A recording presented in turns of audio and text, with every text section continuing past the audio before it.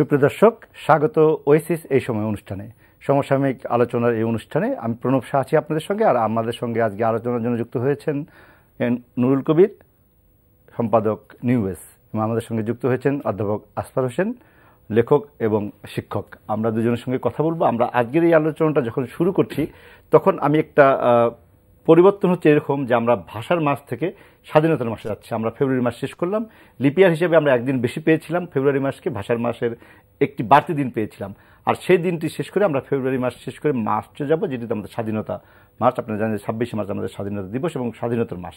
আমরা সেই জন্য ভাষা এবং স্বাধীনতা নিয়ে এই আলোচনার জন্য আপনাদের দুজনকে আমন্ত্রণ জানিয়েছি। নুরুল কবির, আমি আপনাকে দিয়ে শুরু করতে চাই যে এই যে স্বাধীনতা আমাদের এলো, তার আগে ভাষার আন্দোলন, ভাষার আন্দোলন থেকে স্বাধিকার, স্বাধিকার থেকে স্বাধীনতা, আপনি কিভাবে বিশ্লেষণ করবেন আমরা এই ভাষার মাস থেকে স্বাধীনতার মাসে এলাম? দেখুন, আপনি যেভাবে বললেন আপাতত অর্থে এরকমই যে ভাষার মাস চলে গেল এবং স্বাধীনতার মাস এলো, সম্ভবত এইভাবে যে এইটা যদি আমরা ক্যাটাগরি হিসেবে ধরে নিই তাহলে মার্চ মাসের পর সেটা চলে যাবে। তো মুশকিল হলো যে এই প্রতিপাদ্যের মধ্যে একটা দুর্বলতা অন্তর্গত রয়েছে, সেটা হচ্ছে যে আমাদের দেশে ভাষার মাস আসে এবং চলে যায়, স্বাধীনতার মাস আসে এবং চলে যায়।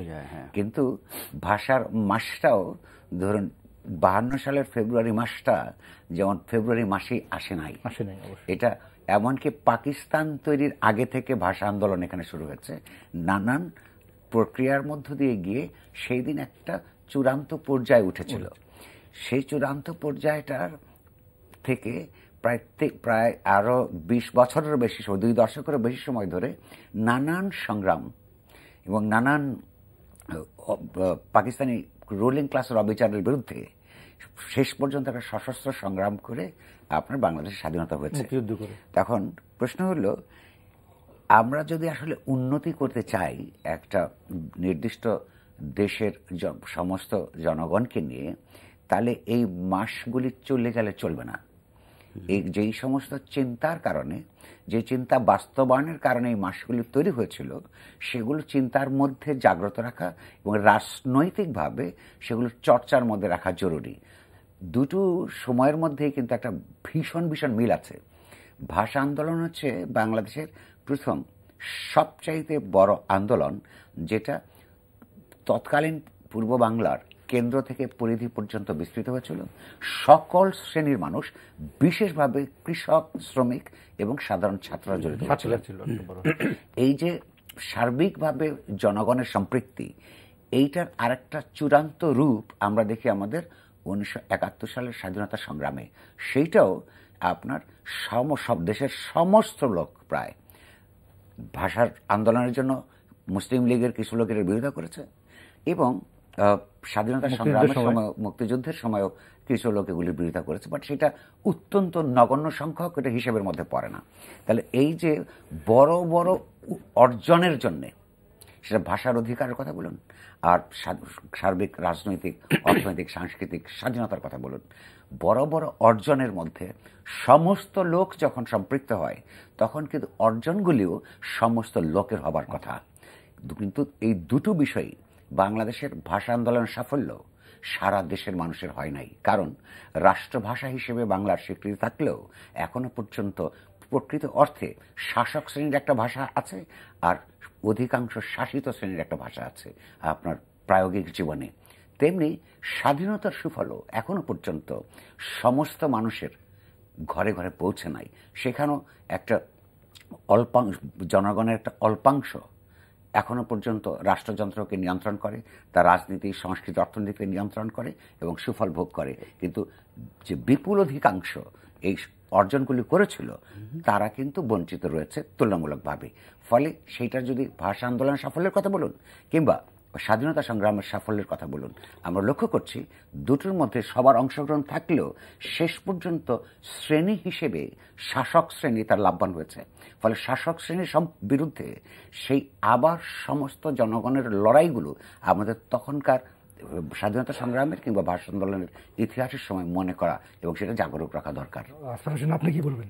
আমিও তাই বলবো, এবং আমি এটা বলবো আর একটা ব্যাপার যেটা হচ্ছে সেটা হচ্ছে যে আমাদের বিশেষ করে বাংলাদেশি মধ্যবিত্তের ছিঁচকাঁদুনের সেন্টিমেন্ট এবং তরল আবেগে প্যাচ প্যাচ করা এক ধরনের জাতীয়তাবাদ ভাষা আন্দোলনের যে র্যাডিক্যাল রূপ ছিল সেই র্যাডিক্যাল রূপকে ধামা চাপা দিতে চায়।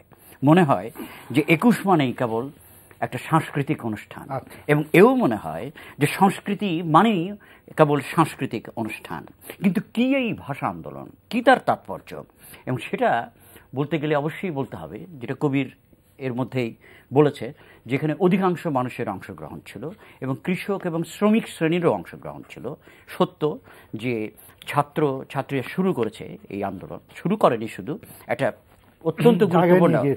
অত্যন্ত গুরুত্বপূর্ণ ভূমিকা পালন করেছে তাদের দুর্মদ যৌবনের উদ্দীপ্ত কর্মশক্তি এবং উচ্ছল প্রাণ প্রাচুর্য, অটুট আত্মপ্রত্যয় এবং স্বাধীনতার একটা অদম্য স্পৃহা নিয়ে ছাত্ররা অংশগ্রহণ করেছে। সত্য, কিন্তু আরও সত্য এর সঙ্গে যেটা যুক্ত করার দরকার, যে শ্রমিক এবং কৃষকও অংশগ্রহণ করে এটাকে একটা জাতীয় রূপ দিয়েছে। এখানে আরেকটা কথা বলার দরকার, যে শ্রমিকদের কথা যখন বলছি তখন এখানে পাটস কলের শ্রমিকরা অংশগ্রহণ করেছেন, সিমেন্টের শ্রমিক অংশগ্রহণ করেছেন, রেল শ্রমিকের অংশগ্রহণ করেছেন, এবং বাটার যে জুতার শ্রমিক অংশগ্রহণ করেছেন, এবং বাংলাদেশের তখনকার বাংলাদেশের কৃষকরাও অংশগ্রহণ করেছেন। শুধু এটি কৃষক এবং শ্রমিকেরও আন্দোলন, অর্থাৎ এটা একটা শ্রেণী সংগ্রামও কিন্তু এখানে যুক্ত হয়েছে। যে জিনিসটা সনাতন বয়ানে খেয়াল করা হয় না সেটা হচ্ছে যে শ্রেণী সংগ্রামের সঙ্গে কিভাবে উপনিবেশবাদ বিরোধিতা যুক্ত হয়েছে 52 ভাষা আন্দোলন। কারণ আমাদের ভাষা আন্দোলন ছিল অবশ্য পাকিস্তানি উপনিবেশবাদের বিরুদ্ধে। পাকিস্তানি উপনিবেশবাদ আরেকটু যদি নির্দিষ্টভাবে বলতে হয়, পাকিস্তানের ভাষিক উপনিবেশবাদ, যে একটা ভাষা সংখ্যালঘুদের ভাষা চাপিয়ে দেওয়া হচ্ছে, অল্প কয়েকজনের ভাষা চাপিয়ে যেটাতে কথা বলে, হ্যাঁ, এটা তো একটা ধনীরা যেটাতে কথা বলে, এবং সেটা উপনিবেশবাদ বিরোধী। সেই জন্য আমাদের ভাষা আন্দোলন ছিল উপনিবেশবাদ বিরোধী, যার সঙ্গে আবার যুক্ত হয়েছে শ্রেণী সংগ্রামও। সুতরাং শ্রেণী সংগ্রামের প্রশ্ন এখানে গুরুত্বপূর্ণ, কিন্তু সনাতন বয়ানে শ্রেণীর প্রশ্ন এবং উপনিবেশবাদের প্রশ্ন অনুপস্থিত থাকছে, এবং এটা অনুপস্থিত থাকার কিন্তু বড় ফলাফল আমরা লক্ষ্য করছি যে এখনও আমাদের উপনিবেশবাদ আছে। উপনিবেশবাদের চেহারা এবং চরিত্র অবশ্যই পরিবর্তিত হয়েছে, কারণ উপনিবেশবাদের ইতিহাস তো স্থির থাকে না। তো আমরা সেটা দেখছি একই সঙ্গে, এবং শ্রেণী সংগ্রামকে সম্পূর্ণরূপে অগ্রাহ্য করা হচ্ছে। এই মধ্যবিত্তের যে বয়ান এই ভাষা আন্দোলন নিয়ে, সেখানে সেটা দুটা অনুপস্থিত দেখছে। তা আমি মনে করি এই দুটোকে এক সূত্রে আনার দরকার। এবং আমাদের যে জাতীয় মুক্তির লড়াই হয়েছিল, সশস্ত্র জাতীয় মুক্তির লড়াই, যার ফলে আমরা বাংলাদেশ অর্জন করেছি একটি স্বাধীন জাতিরাষ্ট্র হিসেবে, সেই জাতীয় মুক্তির লড়াইয়ের বীজও তো উক্ত হয়েছে সেখানে। আর জাতীয় মুক্তির লড়াইয়ের কথা বলতে গেলে আবারও বলতে হবে যে উপনিবেশবাদ এবং শ্রেণী সংগ্রাম এক সূত্রে গ্রথিত হয়েছে, এমনভাবে যে মনে হচ্ছে যে শ্রেণী সংগ্রাম যেমন উপনিবেশবাদের ময়দান, উপনিবেশবাদ তেমনি শ্রেণী সংগ্রামের ময়দান। এটা কেন বলছি? কারণ অধিকাংশ জনগোষ্ঠীর কথা যদি বলতে হয়, এখানে কৃষক শ্রমিকের কথা বলতে হয়। এবং আমি মনে করি যে স্বাধীনতার মাসের কথা বললেন, এবং কবিরের সঙ্গে একমত আমি, যে এটাতে চলে যায় আবার আসে, চলে যায়, কিন্তু চলে যায় এটা একটা বাস্তবতা। কিন্তু এখানে বাংলাদেশের যে স্বাধীনতা যুদ্ধের নায়ক নায়িকারা, এদেরকে আমরা যদি চিহ্নিত করতে চাই, সেখানে আমি দেখেছি সনাতন বয়ানে আবারও ব্যক্তিকেন্দ্রিকতা। আসল নায়ক তো কৃষক এবং শ্রমিক। অধিকাংশ মানুষের কারা? মেহনতি মানুষ। তো মেহনতি মানুষ হচ্ছে এই বাংলাদেশের স্বাধীনতার নায়ক এবং নায়িকা, বলা যেতে পারে এইভাবে। অধিকাংশ মানুষ এইভাবে বলবো। সেই দিকেই তো মানে আমরা যখন মুক্তিযুদ্ধের পরে এসে সেই স্বাধীনতার নায়ক নায়িকারা কি আমাদের থেকে একটু দূরে চলে গেছে সংগ্রামের ব্যাপার। লিঙ্গের ব্যাপারে খুব গুরুত্বপূর্ণ, যে নারীর যে আমাদের অবদান, দুর্দান্ত অবদান, সেই অবদানটাও সনাতন বয়ানে আসছে না। কেউ কেউ কাজ করেছেন সেটা নিয়ে, এবং সেটা প্রশংসাযোগ্য, কিন্তু এটা আমাদের মানে সামনের কাতারে আমরা রেখে দিতে পারছি না। আপনি একটা জিনিস লক্ষ্য করুন, যে আলোচনাটা দেশে পরিপূর্ণভাবে শুরুই হয়নি এখনো, কিছু কিছু পণ্ডিতের লেখার মধ্যে আছে মাত্র, সেটা হচ্ছে যে লক্ষ্য করুন যে ভাষার ভেতর একটা শ্রেণী সংগ্রাম থাকে। ভাষা কোনো নিরীহ ব্যাপার নয়, ভাষা নিজেই একটা রাজনৈতিক সংগ্রামের একটা সাইট, একটা জমিন। যেমন আপনার ডক্টর শহীদুল্লাহ বহু বছর আগে একটা চমৎকার একটা প্রতিপাদ্য হাজির করেছিলেন ভাষা আন্দোলন সম্পর্কে কাজ করতে গিয়ে। যেমন লক্ষ্য করুন যে বাংলা ভাষার যদি পেছনে যাই আমরা, কতগুলি ভাষা, যেমন এটার রুট যেটাকে বলে একদম পেছনে, এটি নিয়ে নানান ধরনের ভাষাতাত্ত্বিকদের বিতর্ক আছে, বাট একটা সাধারণভাবে ভাষার ভেতরে কিভাবে লড়াই থাকে শ্রেণীর। যেমন ধরুন একটা সময় এই অঞ্চলে বৈদিক ভাষা ছিল, বেদের মতো যে ভাষা, সেটাই বলা হতো যে এটাই সম্ভ্রান্তবাদের ভাষা, এবং বেদ নাড়াচাড়া করবেন যারা, তারা হচ্ছে এই, সেটা তো বলেন কৌলিন যারা, তারাই বেদ নাড়াচাড়া করবেন, পুরোহিতরা শুধু বেদ পড়বেন। এরপরে সেই বেদের ভাষার পাশাপাশি সাধারণ মানুষের ভাষা চেতন লৌকিক। এই লৌকিক ভাষার মধ্যে আবার দুটো আস্তে আস্তে সময়ের ব্যবধানে লৌকিকদের একটা অংশ ব্রাহ্মণরা যেটাকে সংস্কৃতির দিকে রূপ দিলেন, আর একটা হচ্ছে এইখান থেকে এই লৌকিকই আবার একটা পালির দিকে চলে গেল, এবং এই ব্রাহ্মণরা এবং অব্রাহ্মণদের ভাষা দুইটা আলাদা লৌকিক ভাষা। এরপরে আমরা দেখতে পেলাম যে এই অঞ্চলে বুদ্ধিজমের বৌদ্ধ ধর্মের একটা আবির্ভাব হলো। বৌদ্ধ ধর্মের আবির্ভাব হয়েছিল কিন্তু এই অঞ্চলের সবচাইতে একটা বিশেষত সেই ব্রাহ্মণ্য যুগের মধ্যে, যেখানে সব মানুষ সমান, এই স্লোগানটা দিয়ে এটা যে রাজনৈতিক এবং অর্থনৈতিক তাৎপর্য অত্যন্ত গুরুত্বপূর্ণ। তারা পালি ভাষাকে আপনার পৃষ্ঠপোষকতা করল এবং সাধারণ মানুষের ভাষা তখন এই বৌদ্ধিজম আপনার এটাকে করার ফলে তখন এর পরবর্তী যে বৌদ্ধিজমের পরে যে এটা কি বলে জৈন ধর্ম, এই জৈন ধর্মের মধ্যে আসলো প্রাকৃত ভাষা। এই প্রাকৃত ভাষার আবার সাধারণ মানুষ, আর ওইখানে হচ্ছে এটা আপনার যেটাকে পালি, সেটা ইতিমধ্যে তখন পালি ধর্ম, বৌদ্ধ ধর্ম রাজার ধর্মে পরিণত হয়েছে, উচ্চ শ্রেণীতে চলে সেখানে আবার সাধারণ ভাষা তখন পালি। এই পালির সঙ্গে আপনার যে লড়াই, সেই লড়াইয়ে শেষ পর্যন্ত পালি যেতে তাদের কিন্তু পতন হয়। এরপরে হলো প্রাকৃত, এরপর অপভ্রংশ, এরপর থেকে বাংলা ইত্যাদি ইত্যাদি আরো লম্বা একটা সিরিজ আছে।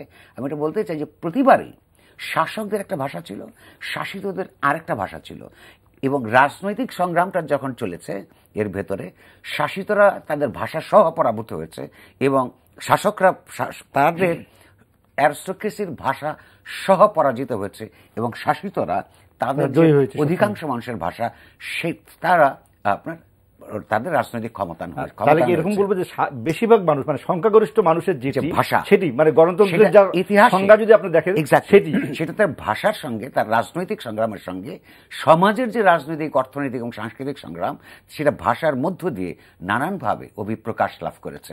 আজকে যদি বাংলা ভাষার মধ্যে, তারপরে আরেকটা পর্ব দেখেছি আমরা, সাধু ভাষা এবং চলিত ভাষা। সাধু ভাষা হচ্ছে ভদ্রলোকের ভাষা এক সময়, চলিত ভাষা শিক্ষিত লোকের ভাষা, ধনী লোকের ভাষা। এক্স্যাক্টলি। তখন চলিত ভাষার যারা যখন প্রবর্তন হলো, সাধু ভাষাওয়ালারা এটা গ্রহণ করে নাই, কিন্তু সেখানেও নানান রাজনৈতিক সংগ্রামে মানুষের যত ক্ষমতায়ন হয়েছে, তার সঙ্গে সঙ্গে সেই ভাষাও কিন্তু সমাজের মধ্যে শিল্প এবং সাহিত্যে আধিপত্য লাভ করেছে। এটা হচ্ছে ভাষার বিকাশের ক্ষেত্রে ভেতরকার সংগ্রাম। আবার ভাষা এবং অন্য ভাষার সঙ্গে একটা সংগ্রাম থাকে, যেমন বাংলাদেশে ধরুন একসময় উর্দুর সঙ্গে বাংলা ভাষা একই সঙ্গে, যেটা আসফার অত্যন্ত সুন্দর করে বলেছে যে ওইখানে যেমন একটা জাতীয়তাবাদী চৈতন্যের উন্মেষ ঘটেছিল ভাষা আন্দোলনের মধ্য দিয়ে, সেটা একই সঙ্গে সেটা শ্রেণী সংগ্রামও, একই সঙ্গে সেটা উপনিবেশবাদ বিরোধী সংগ্রাম। বাংলাদেশ স্বাধীন হওয়ার পর উর্দু ভাষা হটে গেছে, কিন্তু এখানে কিন্তু আবার সেই পুরনো উপনিবেশের ইংরেজি ভাষা শাসক শ্রেণীর ভাষা হিসেবে ফেরত এসছে। যতবারই আমরা বলি না কেন যে অধিকাংশ মানুষের ভাষাকেই রাষ্ট্রভাষা করতে হবে, এই রাষ্ট্রভাষা করার অর্থ হচ্ছে রাষ্ট্রের যত ধরনের ট্রানজ্যাকশনস আছে, কাজ কারবার আছে, সেগুলোর মধ্যে সেই ভাষারই আধিপত্য থাকতে হবে। শাসক শ্রেণীর লোকেরা মানে না, নানান অজুহাতে।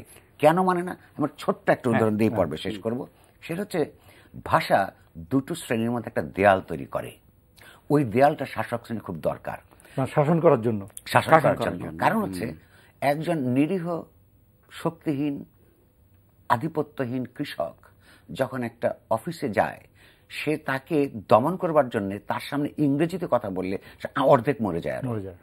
এই যে একটা দেয়াল তৈরি হয়, অর্থাৎ আমি শাসিত আর আপনি শাসক, আপনার ভাষাও আলাদা, যেখানে আমার প্রবেশাধিকার নাই যেই ভাষার মধ্যে, একই সঙ্গে যে ক্ষমতার করিডোরের মধ্যে আমার প্রবেশাধিকার নাই। তাহলে ক্ষমতার করিডোরের প্রবেশাধিকারের সঙ্গে ক্ষমতাবানদের ভাষার করিডোরে ঢুকবার যে পথ নাই, সেটা কিন্তু পরিষ্কারভাবে একটা রাজনৈতিক বিষয়। ফলে এটা বরাবরই একটা শ্রেণী সংগ্রাম। তাহলে কেন হয় না বাংলা ভাষা রাষ্ট্রভাষা এখনো? রাষ্ট্রভাষা মানে ভাষা হয় না। অধিকাংশ মানুষের যে রাজনৈতিক দল বা রাজনীতিতে বিশ্বাস করে যারা, তারা এখনো পর্যন্ত বাংলাদেশের রাষ্ট্র ক্ষমতা করায়ত্ত করতে পারে নাই। যতক্ষণ পর্যন্ত না সেটা পারবে ততক্ষণ পর্যন্ত এই সংগ্রামটা অত্যন্ত জরুরি, এবং না জেতা পর্যন্ত বিদেশি ভাষায় আমাদেরকে শাসন করবার চেষ্টা করবে, আধিপত্যটা বজায় রাখার চেষ্টা করবে। আসলে যদি আপনি এটাকে আরেকটু বলেন যে আমরা যদি দেখলাম যে সেই সাধারণ মানুষের ভাষায় কিন্তু যুগে যুগে তারা জয়ী হয়েছে, কোনো না কোনো সময় তারা ওই অল্প সংখ্যক মানুষের ভাষাটাকে, সেটা পালিত থেকে শুরু করে সংস্কৃত থেকে, তাদেরকে পরাভূত করে কিন্তু সাধারণ মানুষেরটাই প্রতিষ্ঠিত হয়েছে। আমরা কি সেদিকেই যাব?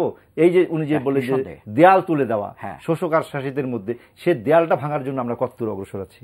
কত দূর আমরা বলতে কি বোঝাচ্ছি? এখনকার বাংলাদেশের সাধারণ মানুষ, বাংলাদেশের সাধারণ মানুষের তো তাদের যে গণতান্ত্রিক আন্দোলন সেটা তো অব্যাহত রয়েছে, কিন্তু আমরা যখন আমরা যখন বলি তখন তো মধ্যবিত্ত শ্রেণীকে এখানে বোঝাচ্ছি।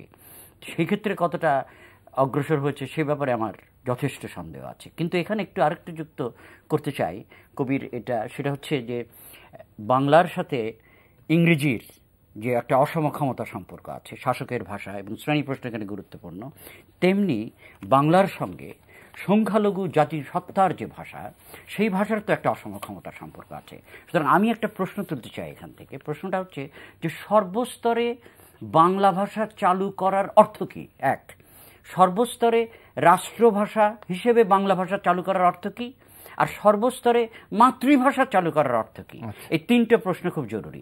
আপনি যদি বলেন সর্বস্তরে বাংলা ভাষা চালু করতে হবে, তো পার্বত্য চট্টগ্রামের সর্বস্তরে বাংলা ভাষা চালু করবো না, তাহলে সর্বস্তরে বাংলা ভাষা চালু করতে গেলে এটাকে বলা হয় ইন্টারনাল কলোনিয়ালিজম, যেটা চলছে, যেটার কথা আমি আগেই বলেছি, উপনিবেশবাদ চলছে, এবং এই কলোনিয়ালিজমের আলোচনাটা আমাদের আসে না। ইন্টারনাল কলোনিয়ালিজম কীভাবে, এই কথাটা এসছে কিন্তু বিপ্লবী লেনিন তার কাছ থেকে, যদিও পরবর্তী সময় ক্যারিবীয় লড়াকু তাত্ত্বিক ফ্রান্স ফানো এই ইন্টারনাল কলোনিয়ালিজমের ধারণাকে খুব সামনে এনেছেন জোরে সোরে, এবং আমাদের দেশের ক্ষেত্রে কিন্তু বেশ প্রযোজ্য।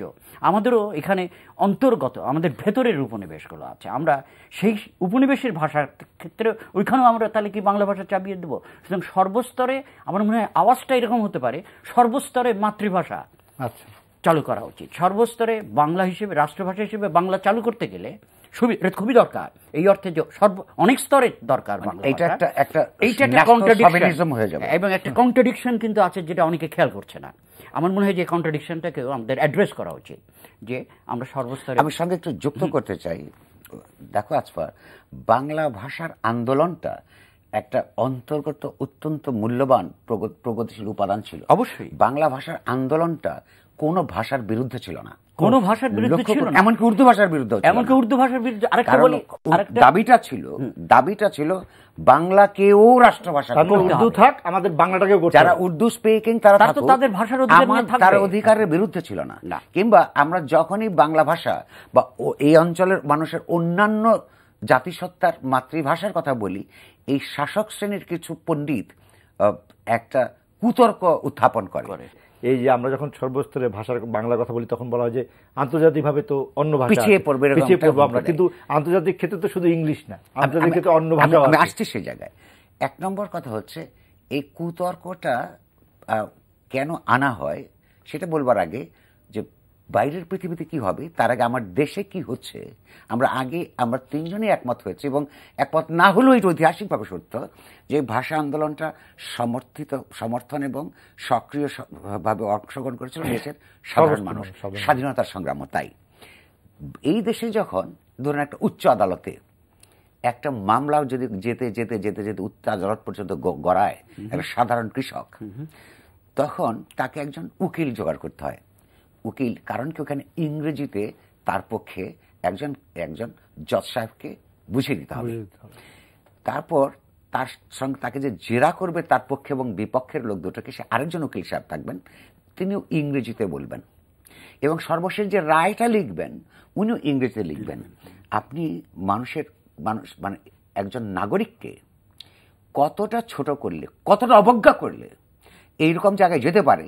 আমি আদালতে গেলাম একটা নালিশ নিয়ে, আমি জানলাম না আমার পক্ষে কি যুক্তি দেওয়া হচ্ছে, বা আমি জানলাম না আমার বিরুদ্ধে কি বলা, আমি যে রায়টা পেলাম আমি জানলাম না, পূর্বার মতন ক্ষমতা আমি জানলাম না আসলে আমার রায় কি হলো, ফাঁসি হলো না জিতলাম।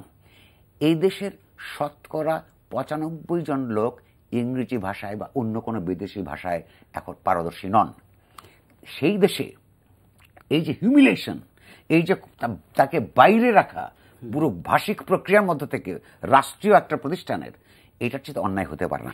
এবং এখানে একটু যুক্ত করা দরকার, এটাও কিন্তু তার ভাষার যে অধিকার, সেই অধিকারটাকে কেড়ে নেওয়া, অর্থাৎ ২১-এর চেতনা বলতে যারা চেতনা সম্পর্কে, সেই চেতনাকে টুটি চিপে মেরে ফেলা হচ্ছে তার ভাষার অধিকার। তো মানে আমি পয়সা খরচ করে প্রচন্ড অবজ্ঞা পয়সা খরচ করে উকিল দিয়ে যে নালিশের প্রতিকার পেলাম, সেইটা পড়ে জানলাম না, সেটা পড়বার মতন অবস্থা আমার নাই। অথচ সেই ভাষাই নাকি এই আদালত চলতে হবে, এটা হতে পারে না।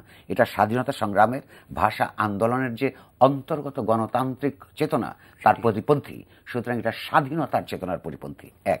আমি ওই কুতর্কটার উত্তর দিই, পৃথিবীতে একটি দেশ কি আপনি দেখাতে পারবেন যেখানে তার শিক্ষা ব্যবস্থার মধ্যে, উচ্চতর শিক্ষা ব্যবস্থার মধ্যে মাতৃভাষা ছাড়া অন্য কোনো ভাষায় জাগতিক উন্নতি লাভ করেছে? করে নাই। তাহলে কি আমরা অন্য ভাষাকে অবজ্ঞা করব? প্রশ্নই আসে না।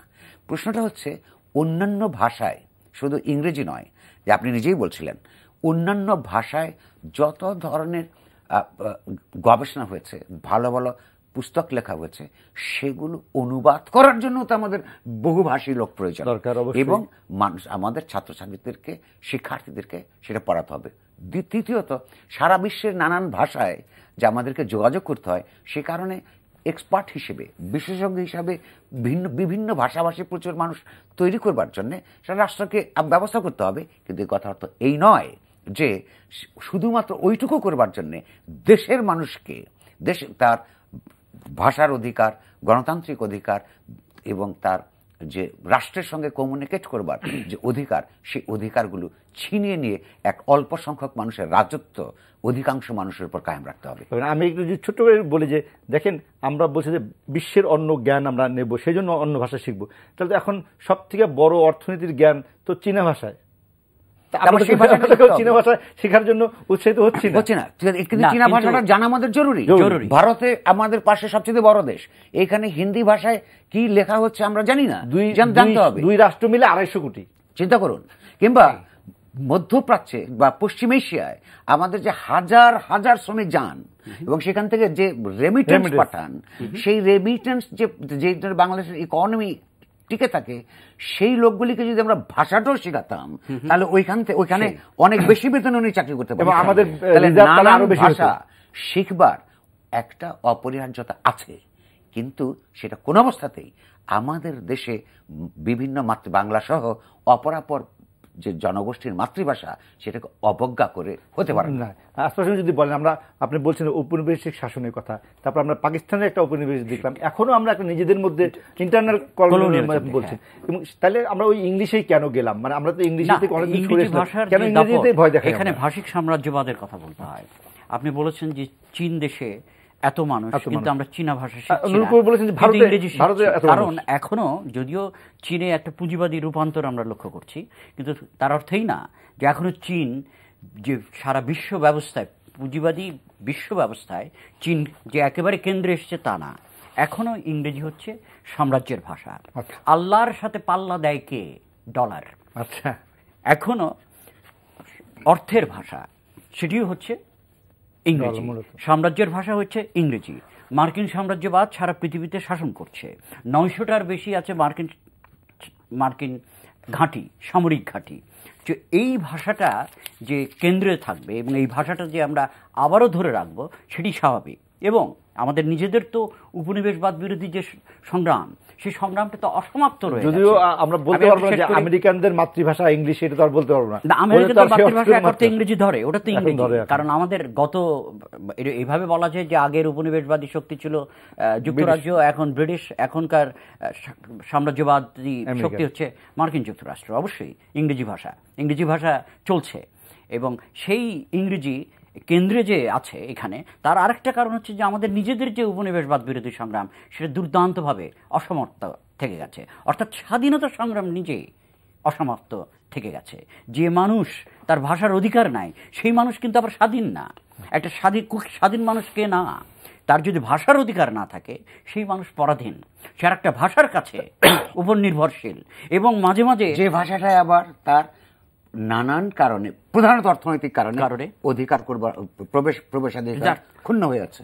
ক্ষুণ্ণ হয়েছে। সুতরাং আমাদের তো সেই সংগ্রামটা অসমাপ্ত থাকার কারণে এখন সেই জন্য তো নুরুল কবির বলছেন যে আমাদের স্বাধীনতার সুফলটা সবখানে পৌঁছায়নি। স্বাধীনতার সুফলটা সব কাছে পৌঁছায়নি তো বটেই। আমাদের যে স্বাধীনতা সংগ্রাম তার যে উদ্দেশ্য ছিল, যে ধরনের আমরা রাষ্ট্র ব্যবস্থা চেয়েছিলাম, যে গণতান্ত্রিক রাষ্ট্র ব্যবস্থা চেয়েছিলাম, আমরা চেয়েছিলাম অর্থনৈতিক সাম্য, এসছে কি, আমরা চেয়েছিলাম সাংস্কৃতিক সাম্য, আমরা চেয়েছিলাম অন্যান্য ক্ষেত্রে। আমার এই কথাটাই যদি উল্টো করে বলি কি দাঁড়ায়, আমরা কি বিশ্বাস করব যে লক্ষ লক্ষ শ্রমিক কৃষক স্বাধীনতা সংগ্রামে অস্ত্র ধরেছিল এমন একটা অর্থনীতির জন্য যে অর্থনীতি তাকে শোষণ করবে, এমন একটা ব্যবস্থার জন্য, রাজনৈতিক ব্যবস্থার জন্য যেখানে সে ভোট দিতে পারবে না, এমন একটা সাংস্কৃতিক ব্যবস্থার জন্য যে আবার বিদেশি ভাষার গোলাম হয়ে থাকবে? তো হতে পারে না, সেটা তো হতে পারে না। আর আরেকটা ছোট্ট কিন্তু খুব গুরুত্বপূর্ণ, তুমি প্রসঙ্গটা প্রথমে অত্যন্ত জরুরি প্রশ্নটা তুলেছিলে, যেটা লৈঙ্গিক দিক আছে, জেন্ডার ইস্যু আছে ভাষা আন্দোলনের সঙ্গে, স্বাধীনতা সংগ্রামের সঙ্গে। একটা তথ্য লক্ষ্য করুন, 1952 সালের ভাষা আন্দোলনে প্রথম ঢাকা বিশ্ববিদ্যালয়ের ছাত্রীরা মিছিলে যোগ দেয়, এবং সেটা কত বড় প্রগতিশীল প্রণোদনা ছিল সেটা বোঝা যাবে ওই সময় ছাত্রছাত্রী এবং ছাত্র শিক্ষক সম্পর্কটা বিধিবদ্ধভাবে কেমন ছিল। এই ভাষা আন্দোলন 48 সালে শুরু হওয়ার আগে কয়েক দশক ধরে একটা ছাত্রের সঙ্গে কথা বলতে হলে লিখিত অনুমোদন লাগত, ঢাকা বিশ্ববিদ্যালয়ের মতন, ঢাকা বিশ্ববিদ্যালয়। এবং যদি 5 মিনিটের বেশি কথা বলতে হয় তাহলে মাঝখানে একজন শিক্ষককে বসে থাকতে হতো, এই 48 সালের ভাষা আন্দোলন শুরুর আগে। কিন্তু যেই দিন এই মাতৃভাষার সংগ্রাম ঢাকা বিশ্ববিদ্যালয়ের আমতলায় শুরু হয়, সেই দিন কিন্তু ওই লিখিত নিয়ম কানুন উপেক্ষা করে প্রথম ছাত্রীরা সেই ছাত্রদের সঙ্গে একসঙ্গে মিছিলে যুক্ত হয়েছিল। এবং 52 সালের ভাষা আন্দোলনে প্রথম যেই ব্যাচ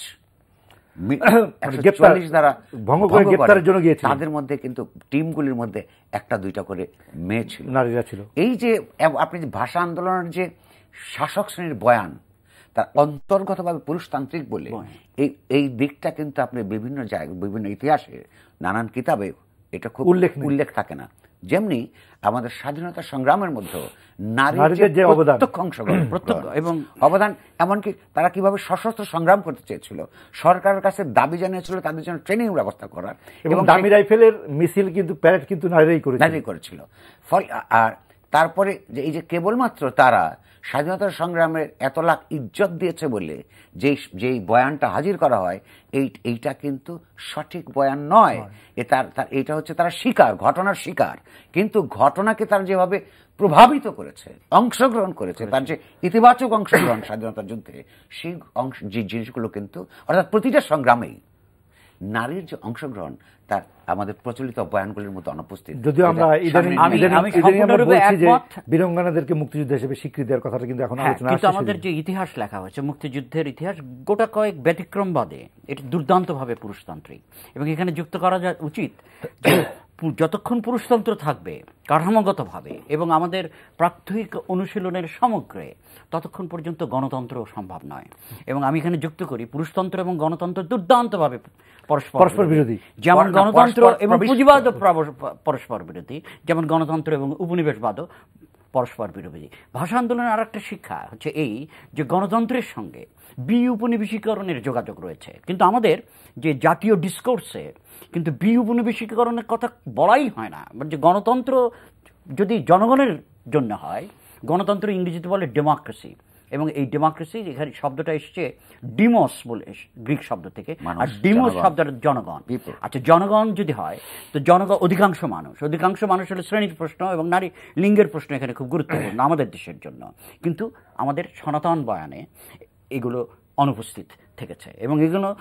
এবং অধিকাংশ মানুষের যদি গণতন্ত্র হয় এবং গণতন্ত্রের অধিকাংশ মানুষের কাছে যদি নিয়ে যেতে হয়, তাহলে কি আমাদের এখনকার যে ঔপনিবেশিক শিক্ষা ব্যবস্থা সেটা নিজেই কি গণতান্ত্রিক হচ্ছে? অধিকাংশ মানুষ যেতে পারছে না সেখানেও। একদিকে ইংরেজি মিডিয়াম, আরেকদিকে বাংলা মিডিয়াম, আরেকদিকে মাদ্রাসা। তো এই শিক্ষা ব্যবস্থাও কিন্তু শ্রেণী বিভাজনকে শ্রেণী বিভাজনকে উস্কে দিচ্ছে, আরো শক্ত করছে, পোক্ত করছে এবং এর পুনরুৎপাদন ঘটছে। সেটা আমরা যেমন আরেকটি বলি, আমলাতন্ত্র, আমাদের আমলাতন্ত্রও কিন্তু দুর্দান্তভাবে এখনো অনেক ক্ষেত্রে ঔপনিবেশিক, ওই ইংলিশের জন্যই তারা বেশি মার খায়, এবং ওখানে ইংরেজি আছে, আমলাতন্ত্রের ইংরেজি, এবং সেটা আবার ঔপনিবেশিক ইংরেজি। অনেক ক্ষেত্রে কিছু ব্যতিক্রম বাদে সেখানে অনেক ক্ষেত্রে ঔপনিবেশিক ইংরেজি আছে, সেখানে জনগণ ঢুকতে পারছে না, অর্থাৎ গণতন্ত্র সম্ভব হচ্ছে না। আমাদের বিচার ব্যবস্থা, আমাদের আইন ব্যবস্থা, আমাদের মিলিটারি, আমাদের পুলিশ অধিকাংশ ক্ষেত্রে ঔপনিবেশিক, এবং সেই ক্ষেত্রে তারাও কিন্তু জনগণের যে মিত্র হবে, পুলিশের জনগণের মিত্র হওয়ার দরকার, সেটাও হচ্ছে না। সুতরাং আমি মনে করি যে গণতন্ত্রায়নের স্বার্থে এই মুহূর্তে উপনিবেশিকীকরণের এজেন্ডাকে একটা কেন্দ্রীয় এজেন্ডা করতে হবে, না হলে গণতন্ত্র থাকবে। এর সঙ্গে যদি আপনি যুক্ত করেন যে আপনি বলছেন যে ভাষার মাস আসে চলে যায়, স্বাধীনতার মাস আসে চলে যায়, এটা তো চলে যাওয়ার ব্যাপার না, এটা স্থায়ী করার ব্যাপারে আমাদের কি করা হবে? এই মাত্র আসফার যেখান থেকে শেষ করলো এই পর্ব, আমি সেখান থেকে শুরু করতে চাই। কে না বক্তৃতার মধ্যে বলে, এমনকি শাসক শ্রেণীর বিভিন্ন রাজনৈতিক দলের নেতা নেত্রীরা কে না বলে যে আমাদের উপনিবেশিক বা আমলাতন্ত্র উপনিবেশিক, বিচারতন্ত্র উপনিবেশিক, সংসদ উপনিবেশিক, তাহলে এটা টিকে থাকে কেন? টিকে থাকে প্রধানত রাজনৈতিকভাবে প্রণোদিত শিক্ষা ব্যবস্থার মাধ্যমে। কিভাবে?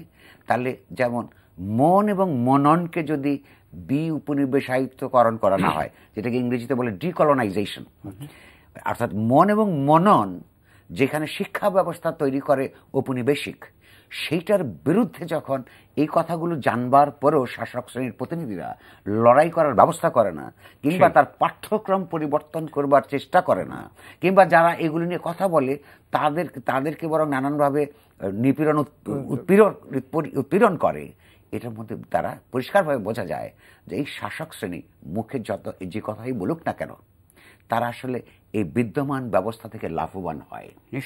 আর ওই আসফার যেটা বলেছে আর একটা খুব সত্য কথা সঙ্গে আমি একটু যুক্ত করব, যে এই ব্যবস্থাগুলি শ্রেণী বিভাজনকে রিপ্রোডিউস করে, উস্কে কিন্তু দেয় না। উস্কে দেওয়া কিন্তু একটা ভালো কাজ।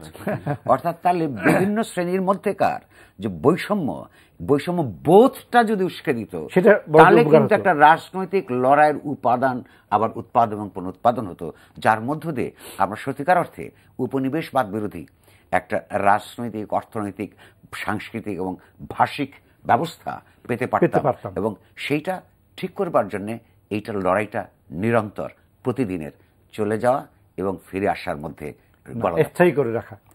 আস্পিরেশন যদি বলে, এই যে যেটা আমি শেষ করতে চাই, যে এই যে স্বাধীনতার মাস বা ভাষার মাস চলে যাওয়া না, এটা স্থায়ী থাকা, সার্বক্ষণিক থাকা। এবং শুধু স্থায়ী থাকা এভাবে বলবো না, এটা একটা প্রক্রিয়া, এবং আরেকটা হচ্ছে এটাকে সমাপ্ত করা। জীবন স্থায়ী থাকার কোনো দরকার নেই, এটা কিছু বছর স্থায়ী থাকলে সমাপ্তি লাভ। এবং আমাদের ইতিহাসের অনেক বিষয় তো অমীমাংসিত আছে, স্বাধীনতার বিষয়টাও তাই। এটা ইতিহাসের অত্যন্ত জরুরি কিন্তু অমীমাংসিত প্রশ্ন, সুতরাং এটা মীমাংসাটা করার দরকার। মীমাংসা মানে আমাদের সত্যিকারের স্বাধীনতার দরকার, আর সেই অর্থনৈতিক, ভাষিক সবটা মিলেই, অর্থনৈতিক, ভাষিক, সাংস্কৃতিক ইত্যাদি, এই মুক্তিটা দরকার। এর জন্য আমরা কি করতে পারি সেটা তো একটা প্রশ্ন। সেটা যদি আমি বলি, এর জন্য আমাদের দরকার নতুন রাজনীতির। আমরা 45 বছর ধরে অপেক্ষা করে আমরা দেখলাম যে আমরা কোন জায়গায় আছি। আমাদের শিশু খুন হচ্ছে প্রতিদিন, এর থেকে ভয়াবহ একটা সমাজে কি অবস্থা হতে পারে? শিশু খুন হচ্ছে, শিশুর খুনের যে খবর, যেটা মাত্র একটা উদাহরণ দিচ্ছি, এটা অব্যাহত রয়েছে। অন্যান্য দুর্দশার কথা আমি এখন এই অল্প সময় এখন দরকার সেই রাজনীতি। এবং আমি বলবো, যেটা অনেকের কাছে ইউটোপিয়ান মনে হতে পারে, কিন্তু ইউটোপিয়ারও ক্ষেত্র বিশেষে দরকার ছিল। কারণ বাংলাদেশ, যখন আমরা বাংলাদেশের জন্য যুদ্ধ করতাম, একদল বলতো যেটা ইউটোপিয়ান, বাংলাদেশ হবে না, পাকিস্তানি থাকবে, বাংলাদেশ কি সম্ভব? কিন্তু সম্ভব হয়েছে। ইউটোপিয়ান মনে হতে পারে। আমাদের নতুন বৈপ্লবিক গণতান্ত্রিক রাজনীতি দরকার। তো রাজনীতির ক্ষেত্রে তো নতুন পথ, নতুন ধারণা, এগুলো নতুন বলতে হচ্ছে উপনিবেশবাদ বিরোধী অধিকাংশ মানুষের রাজনৈতিক, সাংস্কৃতিক, অর্থনৈতিক উত্থান প্রয়াসী মননশীল রাজনীতি দরকার। আমরা আশা করবো যে সেটি হবে। আমরা যতই বলি না কেন, ভাষার মাস আর স্বাধীনতার মাস নয়, পুরো বছর জুড়ে, এবং আপনি বলছেন যে একটা নির্দিষ্ট সময় পর্যন্ত এটা চললেই আমরা যেটি চাই সেটিতে উত্তরণ করতে পারবো। আপনাদের দুজনকে ধন্যবাদ আমাদের আলোচনায় যুক্ত থাকার জন্য। আর দর্শক আপনাদেরও ধন্যবাদ আমাদের এই আলোচনা অনুষ্ঠান মনোযোগ দিয়ে শোনার জন্য। আমরা আজকে শেষ করবো, তবে তার আগে জানিয়ে দিতে চাই এই অনুষ্ঠানটি অনলাইনে দেখতে হলে আপনাদেরকে ভিজিট করতে হবে www.ntvbd.com। ভালো থাকুন, সুস্থ থাকুন, আর থাকুন এনটিভির সঙ্গেই।